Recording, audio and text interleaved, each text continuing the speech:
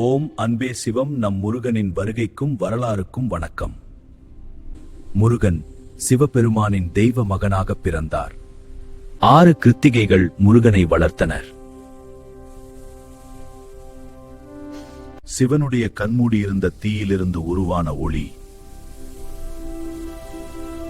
அவளுடைய வேல் தீயையும் நரகத்தையும் படைக்கிறதே.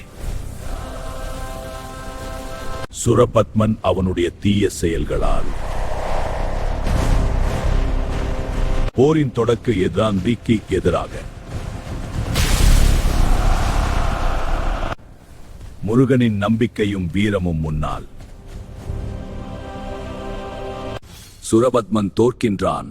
நல்வேல் வெற்றி. அவன் நமக்கு அருள் செய்வார்.